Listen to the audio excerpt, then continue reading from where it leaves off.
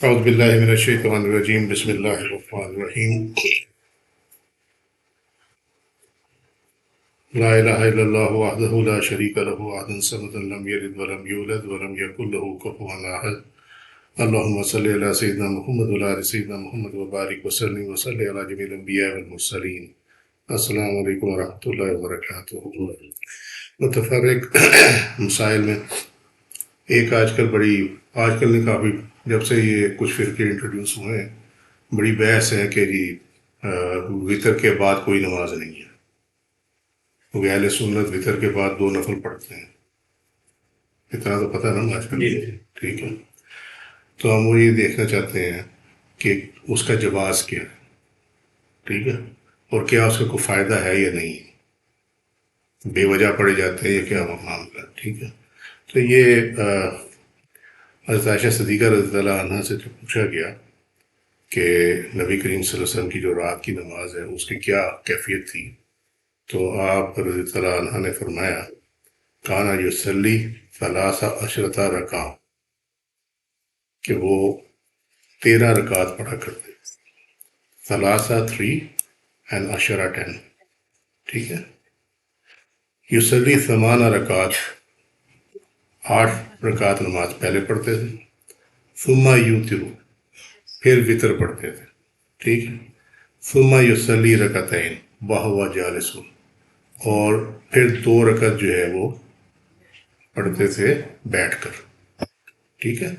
تو اب بیچ میں رہ گیا ثم یوتر، اب یہ 2 یہ ہو گئی، 8 یہ ہوگی 10، اور پیچھے رہ گئی 13، تو یہ 3 رکعت وطر پڑھنے کا جو جواز ہے وہ یہ حدیث شریف ہے، ٹھیک ہو گئی بات۔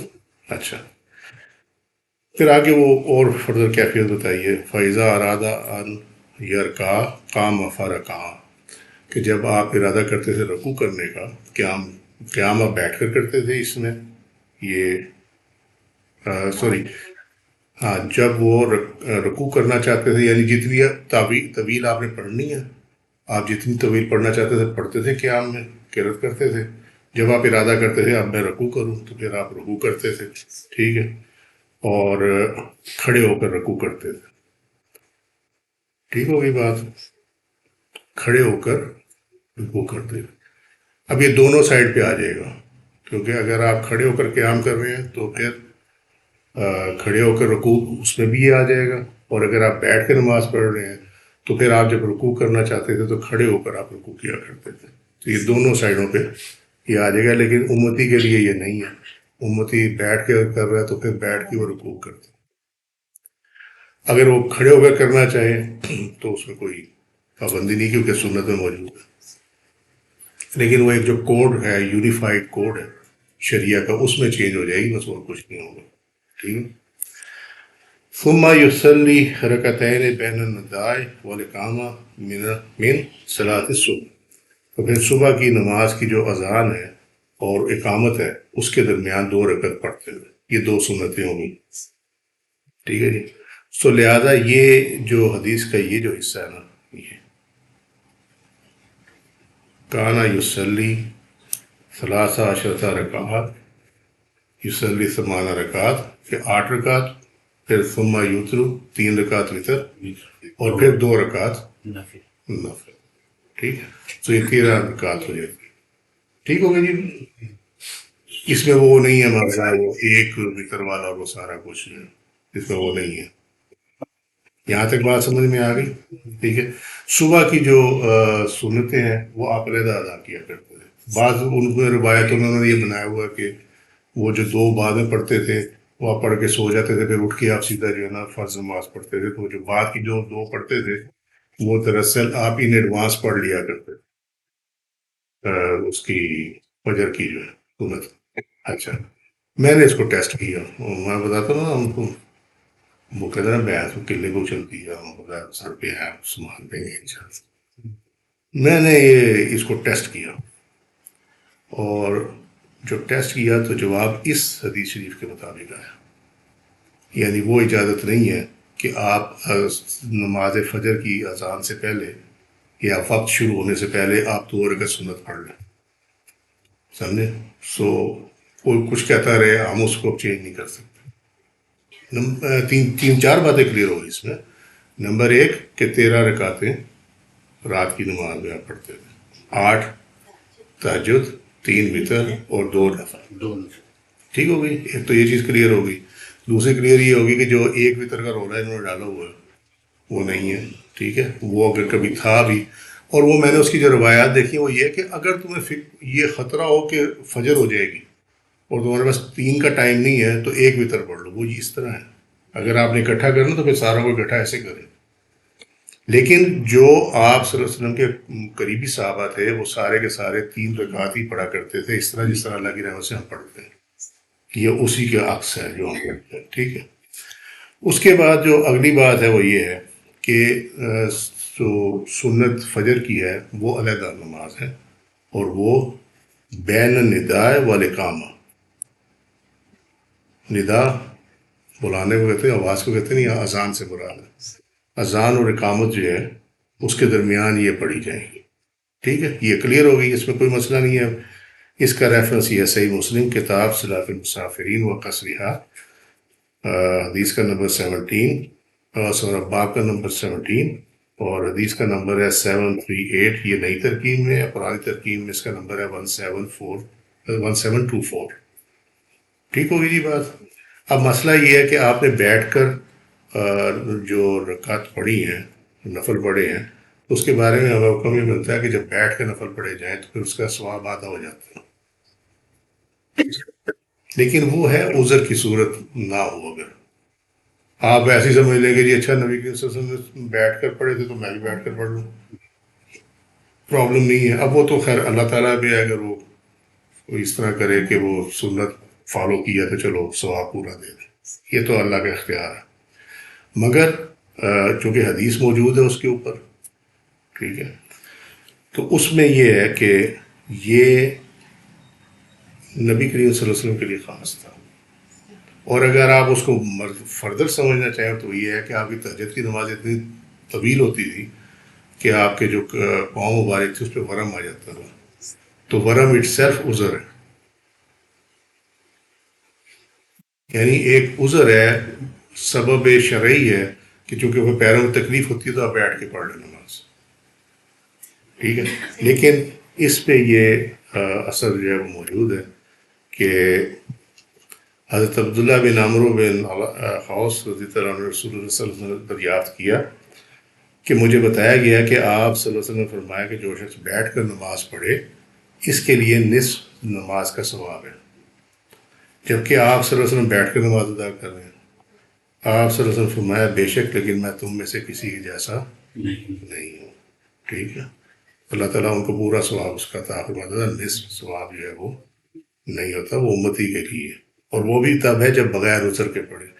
یہ یاد رکھنا جب اللہ اور اس کے رسول صلی اللہ علیہ وسلم نے کسی چیز میں رخصت دی ہو نا تو وہاں ثواب میں کمی نہیں ہوتی، یہ اصول یاد رکھنا،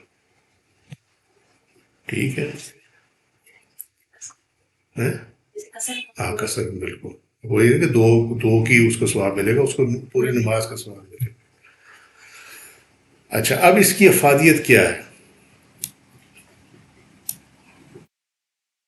فائدہ کیا ہے، اس پہ یہ ہے حدیث شریف۔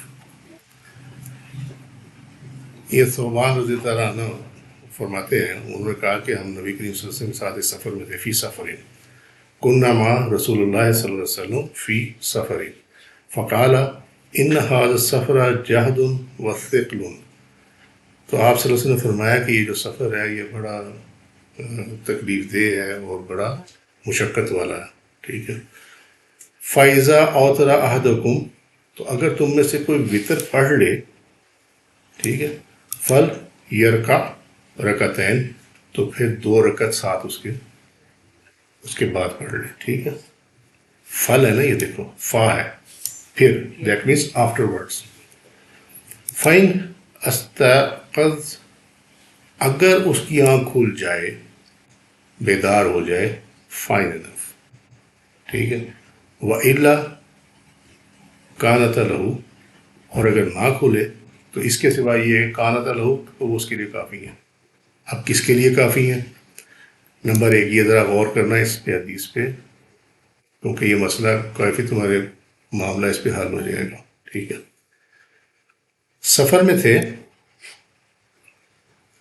تو فرمایا کہ اگر وطر پڑھ لیے ہیں، یعنی کیا ہوا معاملہ کہ اگر تم نے عشاء کی نماز کے ساتھ وطر پڑھ لیے ہیں تو 2 رکعت پڑھ لو اس کے بعد نفل. تو اس میں ایک تو یہ آپ کو ثبوت مل گیا کہ عشاء کی نماز کے بعد اگر وطر پڑھیں تو آپ اس کے بعد 2 رکعت نفل پڑھ لیں، یہ اس کا جواز ہے. ٹھیک ہے، کلیئر ہو گئی. دوسری بات یہ ہے کہ اب وہ جو 2 نفل پڑھے ہیں اس کا فائدہ کیا؟ اس کا فائدہ اس اگلے حصے میں ہے. اگر تو آپ کی آنکھ کھل گئی تہجد کے لیے، ٹھیک ہے، تو ٹھیک ہے، آپ کو 2 نفل کا ثواب تو ویسے ہی مل جائے گا، آپ تہجد ادا کرنے بات ختم ہوگی. لیکن اگر آنکھ نہ کھلے اور آپ کی تہجد نکل گئی ہے تو یہ جو 2 رکعت آپ نے نفل پڑھے ہیں وطر کے بعد، یہ آپ کے سفیشینٹ ہو جائیں گے تہجد. It will be in leave off. Yes. سفر میں ہاں نو عام طور پہ، عام طور پہ، کیونکہ یہاں دیکھو نا، یہ صرف سفر کے لیے نہیں ہے. آپ نے تو اس سفر کا بیان کیا کہ یہ سفر جو ہے یہ بڑا مشقت اور محنت والا ہے. ٹھیک ہے. اب اس کو آپ براڈر سینس میں دیکھیں. اس چیز کو براڈر سینس میں کیا ہے کہ یہاں علت بنی ہے مشقت اور زحمت کی. ٹھیک ہے. اگر کوئی یہ سمجھتا ہے کہ وہ رات کو نہیں اٹھ سکے گا تو اس کے لیے بھی اس میں یہی ہے کہ وہ ویسے بھی تو علیحدہ بھی حدیث میں موجود ہے کہ جو یہ سمجھتا ہے کہ وہ نہیں اٹھ سکے گا تو عشاء کے ساتھ ہی وطر پڑھ لے. ٹھیک ہے. اگر وہ سمجھتا ہے کہ وہ اٹھ سکتا ہے تو پھر وطر چھوڑ دے اور تہجد کے بعد پڑھے. رائٹ. کلیئر ہو گئی بات. اس میں ایک بہت امپورٹنٹ مسئلہ آ رہا ہے، یہ سمجھ لیں. اب یہ تو ہے اس کے لیے کہ اگر وہ رات کو اٹھنا چاہے تہجد کے لیے، سمجھے. اس میں لوگوں نے نا ایک عجیب کام کیا، انہوں نے بریکٹ میں لکھا نماز فجر کے لیے اگر وہ نہ اٹھ سکے گا. لیکن اس میں جو صحیح ابن حبان میں ہے وہ تہجد کا ہی باب بنا ہوا ہے، اور یہ ہے بھی تہجد کے لیے، کیونکہ رات کو جو اٹھا جاتا ہے وہ تہجد کے لیے اٹھا جاتا ہے. قیام لیلہ، جو قیام اللیل جو ہے رات کے قیام کے لیے، وہ تہجد کی نماز ہے. ٹھیک ہے. جو فجر کی نماز ہے اس کو تو صبح کی نماز کہا جاتا ہے. ٹھیک ہے. سو اس کو مکس اپ نہیں کرنا، یہ غلطی ہے. ترجمہ تراجم میں غلطی ہے یہ ساری. سمجھ میں آ رہی ہے بات؟ اچھا. تو اس میں یہ ہوا کہ جو وطر کے بعد عشاء کے ساتھ وطر پڑھ لے تو اس میں بھی کوئی حرج نہیں ہے. اس میں بھی یہ بھی اجازت مل گئی. ٹھیک ہے. تو یہ یاد رکھیں کہ دوسری حدیث میں بھی وہ ہے، اجازت موجود ہے. لیکن اس میں چلو ایک ایڈٹ ہو گیا. اب اس میں آگے 2 چیزیں آ جاتی ہیں. اگر تو وہ ہے تہجد کی نیت کے ساتھ سویا، ٹھیک ہے، تہجد کی نیت کے ساتھ اگر سویا ہے تو اس کو یہ 2 نفل جو ہیں نہ اٹھنے کی صورت میں یہ سفیشینٹ ہو جائیں گے، تہجد کی ریپلیسمنٹ بن جائیں گے. ٹھیک ہے. لیکن اگر وہ بالکل ہی نہ اٹھ سکا اور اس کی فجر بھی نکل گئی، سارا کچھ ہو گیا اور وہ اتنا ٹائم ہو گیا، میں وہ سپوز کر رہا ہوں، سپوزیشن رہی ہے، تو وہاں پہ بھی یہ 2 نفل جو ہے سنت کی ریپلیسمنٹ بن جائیں گے.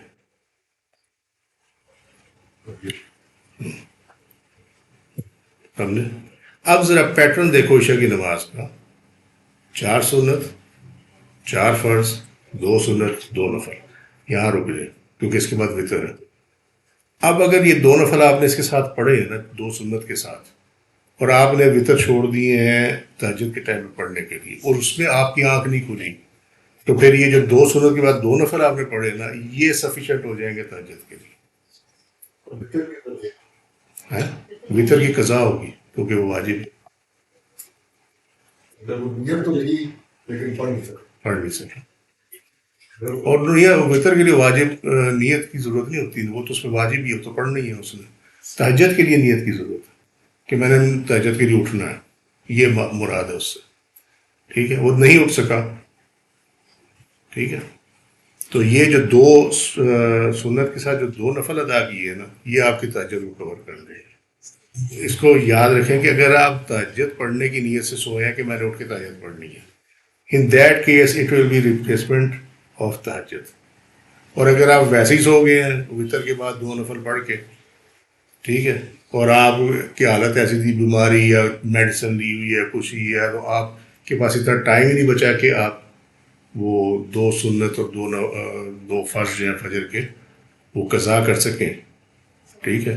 تو ان دیٹ کیس بھی یہ جو دو نفل ہیں یہ دو سنت کو کور کر دیں گے. کہ اس کے ساتھ ایک اور بھی ایک ایڈٹ ہے, وہ مجھے حدیث کہیں نظر آئے تو میں کوٹ بھی کر دوں گا انشاءاللہ تعالی. جو تہجد ریگولر پڑھتا ہو اور اس کی تہجد رہ جائے, اللہ اس کی تہجد کو اپنی جانب سے پورا کر دیتا ہے. اس کا جو ریفرنس ہے صحیح ابن حبان کتاب الصلاۃ, یہ آگے باب ہے اس کا, ذکر عام برکعتین بعد الوتر, حدیث کا نمبر 2577. یہ صحیح ابن خزیمہ میں بھی ہے یہ حدیث شریف. یہ حدیث شریف جو ہے وہ ناصر البانی صاحب کی جو ہے احادیث صحیحہ یہ اس میں بھی ہے, ٹھیک ہے. یہ کافی لوگوں نے اس کو کوٹ کیا ہوا ہے, یہ فقہ کے اندر بھی موجود ہے, مختلف تفاسیر میں بھی موجود ہے, یہ وائڈلی کوٹڈ حدیث شریف ہے یہ, ٹھیک ہے. اب ہم یہ وطر کے بعد بعد نفل ہے نا, باہر یہ فجر فرض کے اگینسٹ بھی کوٹ ہو گئے.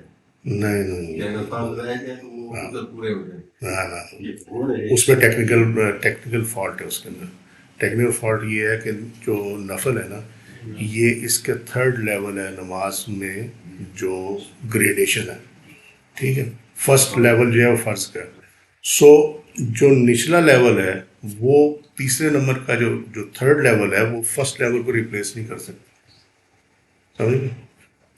تو یہ تو ہم اس وجہ سے یہاں یہ بات کر رہے ہیں کہ آپ صلی اللہ علیہ وسلم نے اس کی ایگزیمپشن خود عطا فرمائی ہے, ٹھیک ہے. ورنہ اور پھر وہ ہے کہ نفل کو ریپلیس کر رہے ہیں.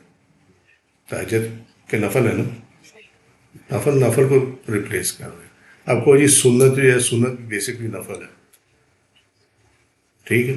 لیکن یہ چیز جو ہے یہ کبھی آپ کے وطر کو ریپلیس نہیں کرے گی کیونکہ وطر واجب میں ہے, وہ سیکنڈ گریڈ ہے, یہ تھرڈ گریڈ ہے. یہ تھرڈ گریڈ یا سیکنڈ گریڈ کو ریپلیس نہیں کر سکتے, ٹھیک ہے.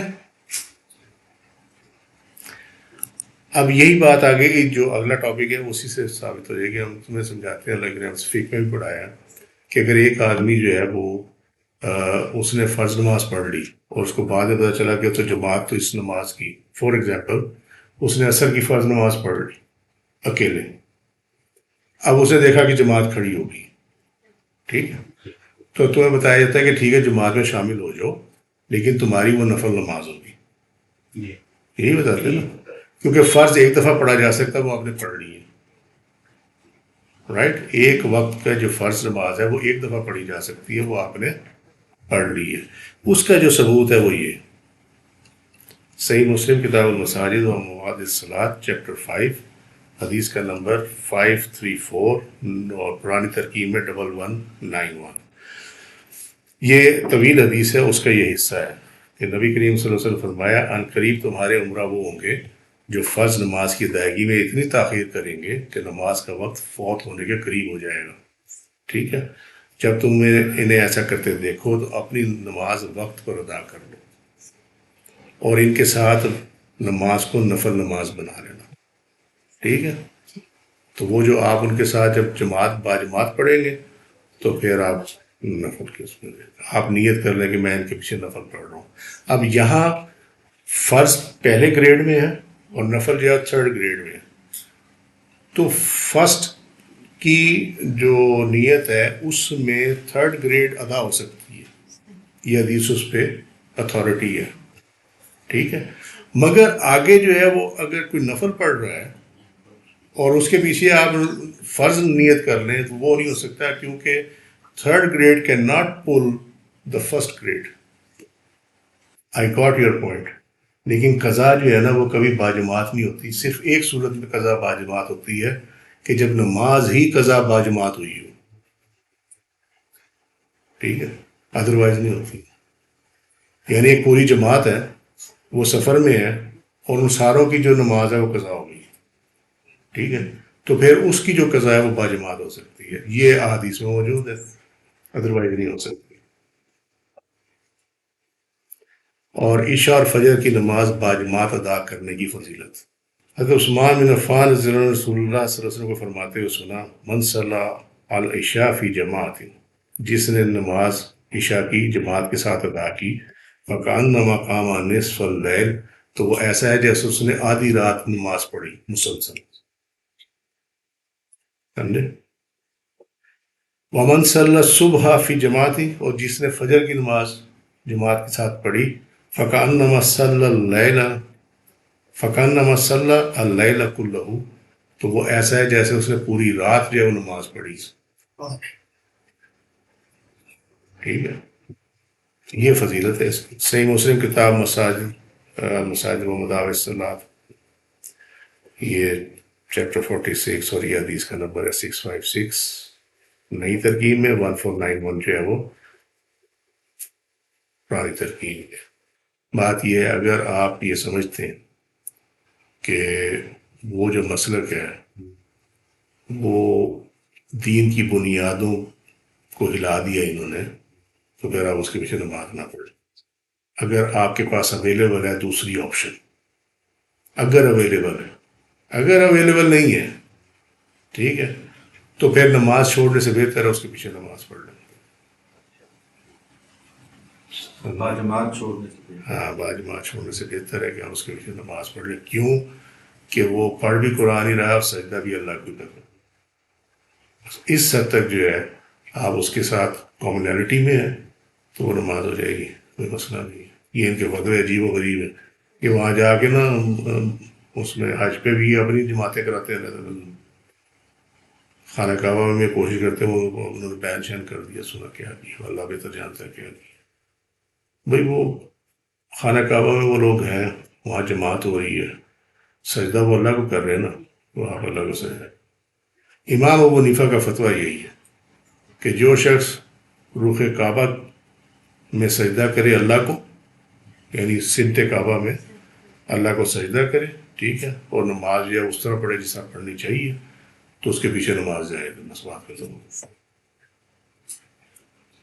ٹھیک ہے۔ آپشن ہے تو آپ اویل کر لیں، نہیں ہے آپشن تو پڑھ لیں، کوئی بات، اللہ قبول فرمائے۔ اچھا جی، اگلا ٹاپک ہے، کیا جنات کے پاس از خود غیب کا علم نہیں، غیب کا علم ہے یا نہیں ہے، یہ معاملہ ہے اس کا۔ یہ سورہ سبا ہے، 34واں سورہ، 14 نمبر آیت۔ پھر جب ہم نے اس پر یعنی حضرت سلیمان علیہ السلام پر موت چھا جانے کا حکم کر دیا تو اس پر کسی کو آگاہ نہ کیا سوائے دیمک کے، جو ان کے اعصاب کو کھا رہی تھی۔ پھر جب وہ گرے تو جنات پر واضح ہو گیا کہ اگر وہ غیب جانتے ہوتے تو اس ذلت آویز عذاب میں نہ پڑے ہوتے۔ ہمارے ہاں کیا ہوتا ہے، وہ جو اس کے پاس اتنے جن ہیں، اس کو اس لیے پتہ ہے، موکل ہے نا جی اس کے پاس، انہیں اگر موکل کو خود کچھ پتہ نہیں ہوتا، وہ نہیں جی، وہ بڑے جنات نے آ کے بتا دیا جی کہ یہ ایسے ہوا تو ہمارے لیے۔ اچھا، دوسری اس کی دلیل کیا ہے؟ دوسری دلیل یہ ہے سورہ صافات، 37واں سورہ، سورہ یاسین کے بعد والا سورہ ہے، یہ 6 نمبر سے لے کر 10 نمبر آئے تک، یہ 6، 7، 8، 9، 10۔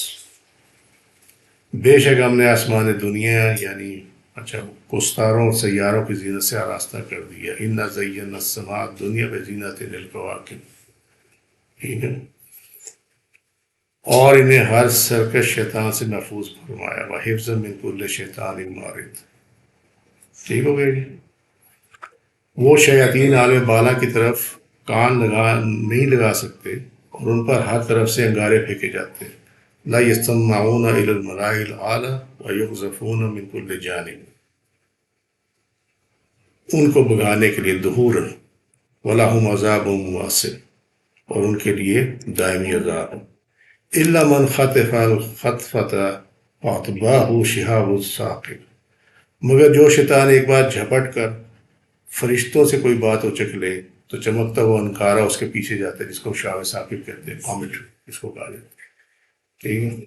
اور یہ بریکٹ میں فرشتوں کا اس لیے ہے کہ یہ حدیث شریف میں موجود ہے کہ یہ وہ بادلوں میں ہوتے ہیں فرشتے، تو ان کی بات سن لیتے ہیں.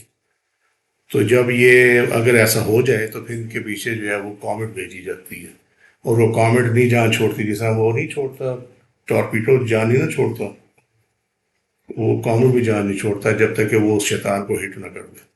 سو ایکچولی اب یہ جو آیت ہے، یہ جو آیات ہے سورہ صافات کی، اس کی بیس کیا ہے؟ بیس سمجھنی چاہیے نا. اس کی بیس یہ ہے کہ ایکچولی اگر کسی کے پاس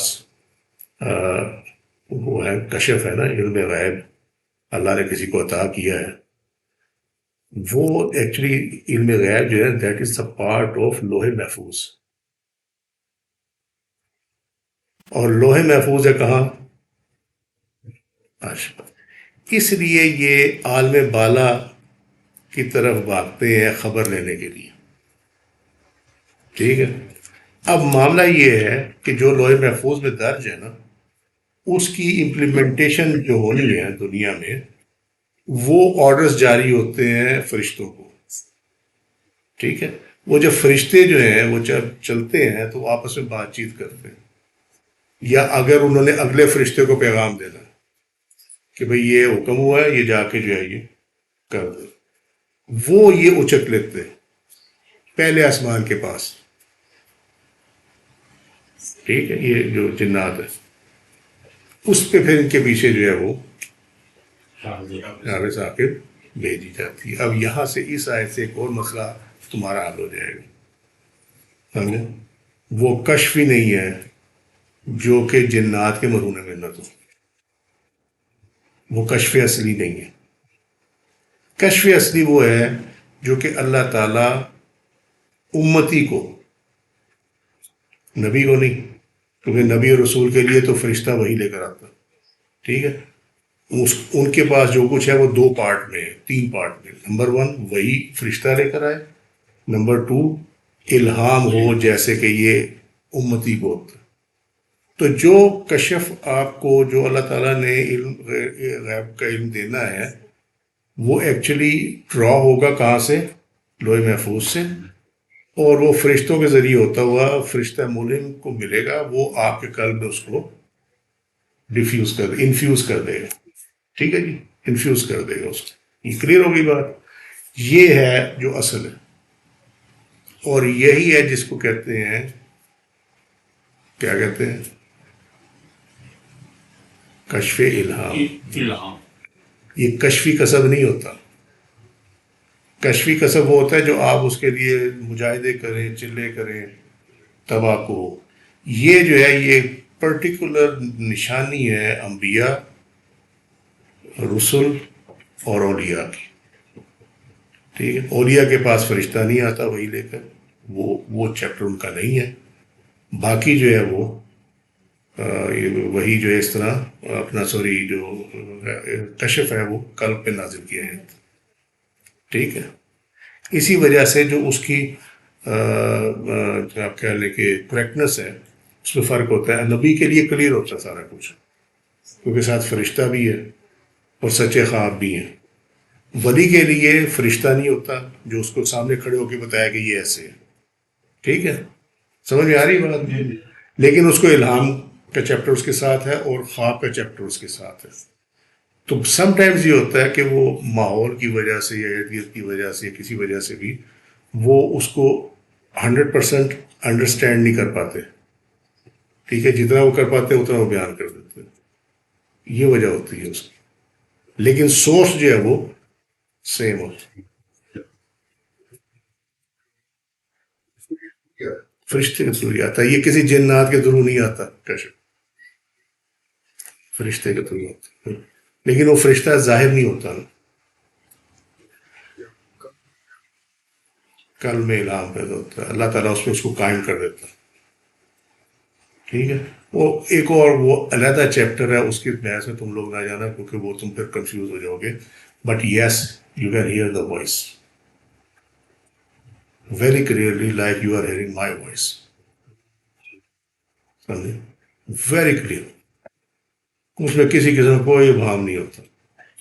حضرت عائشہ رضی اللہ عنہ سے کہا کہ کچھ لوگوں نے نبی کریم صلی اللہ علیہ وسلم سے کاہنوں کے متعلق سوال کیا، نبی کریم صلی اللہ علیہ وسلم نے فرمایا کہ ان کی کسی بات کا اعتبار نہیں ہے، یہ جو عام لوگ تھے۔ ایک صاحب نے کہا یا رسول اللہ صلی اللہ علیہ وسلم، یہ لوگ بعض ایسی باتیں بیان کرتے ہیں جو صحیح ثابت ہوتی ہیں۔ بیان کیا کہ اس پر نبی کریم صلی اللہ علیہ وسلم نے فرمایا یہ صحیح بات وہ ہے جسے شیطان فرشتوں سے سن کر یاد کر لیتا، پھر اسے مرغی کے کٹ کٹ کرنے کی طرح کائنوں کے کانوں میں ڈال دیتا، اور یہ اس میں 100 سے زیادہ جھوٹ ملاتے ہیں۔ صحیح بخاری کتاب التوحید چیپٹر 57 حدیث کا نمبر 7561۔ ٹھیک ہے، شہاب ثاقب اور اس کی جو تفسیر ہے وہ اس حدیث شریف میں ہے۔ وقت نہیں ہے تو لیکن یہ میں اس کو روک دیتا ہوں، یہ جا کے پڑھ لینا اس کو، ٹھیک ہے، اس میں پوری ڈیٹیل ہے اس چیز کی۔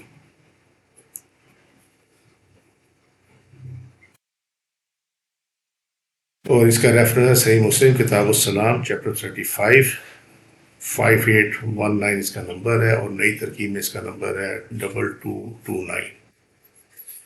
ٹھیک ہو گئی جی بات؟ اور یہ سارا یہ ہے کہ کس طرح وہ وہاں سے چلتا ہے میسیج، اور کیا ہوتا ہے کیا نہیں ہوتا ہے، ہر چیز اس کے اندر موجود ہے۔ اللہ والوں کے لیے بیماری اور صبر۔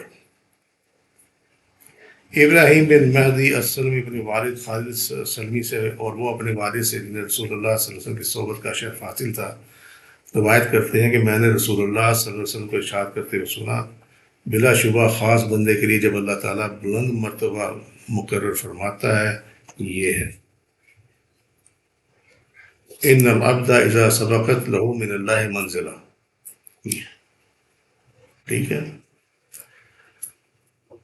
وہ اپنے عمل کی بنیاد پر اس تک نہیں پہنچ پاتا، لم یبلغها بعملہ، یہ ٹھیک ہے، اللہ تعالیٰ اس کے جسم کو یا اس کے مال کو یا اس کی اولاد کو مشکلات سے دوچار کرتا ہے، ابتلا ہو اللہ فی جسد ہی او فی مال ہی او فی ولد ہی۔ ٹھیک ہے، ابو داؤد نے کہا ابن نفیل نے روایت میں یہ اضافہ کیا ہے، قال ابو داؤد زادہ ابن نفیل ثم صبرہ علی ذالک، جب وہ اس پر صبر کرتا ہے، جو بھی اللہ اس کے لیے بنا دے کہ اس کے جسم میں پرابلم دے دے، اس کے مال میں پرابلم دے دے، یا اس کی اولاد میں پرابلم دے دے، ٹھیک، ثم اتفاق حتی یبلغ المنزلات التی سبقت له من اللہ، ٹھیک ہے، پھر اللہ کی رضا میں راضی رہتا ہے، ٹھیک ہے، حتی یہاں تک کہ یبلغہ المنزلہ، اس منزل پہ پہنچ جاتا ہے یا بلند کر دیا جاتا ہے، اللہ تی سبقت لہو من اللہ، جو کہ اللہ تعالیٰ نے اس کے لیے پہلے مقرر فرمائی ہوتی، پہلے مقرر فرمائی ہوتی، ٹھیک ہے۔ سنن ابی داؤد کتاب الجنائز چیپٹر 1 باب الامراض حدیث کا نمبر 3090۔ یہ کہہ دیتے ہیں نا جو اچھا جی اس میں کچھ ہوتا تو پھر اس کا یہ حال نہ ہوتا، سمجھے، یہ اپنی تو حالت اس کی ایسی ہوئی ہے، لوگوں کا شفا نہیں ہے اس کی حالت سے، اس کا معاملہ کچھ اور ہے، لوگوں کا معاملہ کچھ اور ہے، ٹھیک ہے۔ ہر انسان ایک جیسا نہیں ہوتا، لقد خلقنا الانسان فی احسن تقویم ثم رددناہ اسفل سافلین، یہ اس پہ ہر بندہ ایک جیسا نہیں ہوتا۔ ہم نے انسان کو بہترین سانچے میں ڈالا ہے، پھر ہم نے اس کو جہنم کے نچلے طبقے والوں سے بھی نیچے کر دیں گے، چلو، یعنی انسانوں میں ہی بہترین لوگ بھی ہیں اور انسانوں میں بدترین لوگ بھی ہیں، تو ہر ایک انسان جو ہے وہ ایک جیسا نہیں ہوتا۔ گمراہ اور غافل لوگ چپایوں کی طرح ہیں، وَلَقَدْ ذَرَأْنَا لِجَهَنَّمَ كَثِيرًا مِنَ الْجِنِّ وَالْإِنسِ لَهُمْ قُلُوبٌ لَا يَفْقَهُونَ بِهَا وَلَهُمْ أَعْيُنٌ لَا يُبْصِرُونَ بِهَا وَلَهُمْ آذَانٌ لَا يَسْمَعُونَ بِهَا أُولَٰئِكَ كَالْأَنْعَامِ، وہ مویشیوں کی طرح ہیں، بل ہم اضل، ٹھیک ہے، اولئک هم الغافلون، سورہ الاعراف 7واں سورہ 179 نمبر آیت۔ اور بے شک ہم نے جن و انس میں سے بڑی تعداد کو جہنم کے لیے پیدا کیا ہے، یہ لہو قلوب، ان کے قلوب ہیں، لا یفقہون بہا، لیکن کسی چیز کو سمجھ نہیں سکتے، وَلَهُمْ أَعْيُنٌ، اور ان کی آنکھیں ہیں، لا یبصرون بہا، اور لیکن اس سے وہ دیکھ نہیں سکتے۔ یہ کوئی نابینوں کا ذکر نہیں ہو رہا، یا یہ مجنون کا ذکر نہیں ہو رہا، یہ میٹافور ہے، مجازی طور پہ بیان کیا جا رہا ہے، ٹھیک ہے۔ وَلَهُمْ أَذَانٌ، اور ان کے کان ہیں، لا يَسْمَعُونَ بِهَا، اور اس سے وہ سو نہیں سکتے، یعنی ہدایت کا کوئی پیغام ان تک پہنچ نہیں سکتا، حق کو وہ دیکھ نہیں سکتے، ٹھیک ہے۔ قرآن اور اس کے مسائل اور اللہ کے کلام، اس کو وہ سمجھ نہیں سکتے، ٹھیک ہے۔ دین کو وہ سمجھ نہیں سکتے، ظاہر کو سمجھ سکتے ہیں، باطن کو سمجھ نہیں سکتے، یا ظاہر اور باطن کو نہیں سمجھ سکتے، ٹھیک ہے۔ یعنی ان کے پاس فقہ نہیں ہے، یہ نا یفقہون، سمجھ نہیں ہے ان کے پاس، ٹھیک ہے۔ اولئک کل انعام، بے شک وہ مویشیوں کی طرح ہیں، چوپایوں کی طرح، بل ہم اضل، اور وہ گمراہ ہیں، اولئک هم الغافلون، وہی لوگ غافل ہیں، ٹھیک ہے۔ ام تحسب ان اکثرهم یسمعون او یعقلون، کیا آپ یہ تحسب کہتے ہیں حساب لگانا، ٹھیک ہے، کیا یہ آپ سمجھتے ہیں ان اکثرهم یسمعون او یعقلون، کیا ان میں سے سارے سننے والے اور عقل رکھنے والے ہیں، ٹھیک ہے۔ انہم الا کالانعام بل ہم اضل سبیلا، وہ تو اس کے سوا کچھ نہیں کہ چوپایوں میں سے ہیں، بلکہ وہ راہ حق سے مزید گمراہ ہو گئے، ٹھیک ہے۔ سو غافل کے لیے، اور جو دین کی سمجھ نہ رکھتے، دین کی طرف نہ آئے، حق کو نہ پہچانے، حق کا کلمہ سننے سے اعتراض کرے، ٹھیک ہے، سمجھنے کو بھی وہ دور رکھے کہ کیا ضرورت ہے سمجھنے کی، وہ سب غافل ہیں، اور غافلوں کو اللہ سبحانہ وتعالیٰ نے فرمایا ہے کہ یہ جو ہے نا چوپایوں کی طرح۔ No, you have to decide whether you are an animal or are human being. ٹھیک ہے، آج کے لیے اتنی علینا البلاغ والرسول وعلیکم السلام، سبحانک اللہم وبحمدک، اشہد ان لا الہ الا انت، استغفرک واتوب الیک، ظلمت نفسی فاغفر لی فإنہ لا یغفر الذنوب الا انت، سبحان ربک رب العزۃ عما یصفون وسلام علی المرسلین والحمد للہ رب العالمین۔ السلام علیکم ورحمۃ اللہ وبرکاتہ۔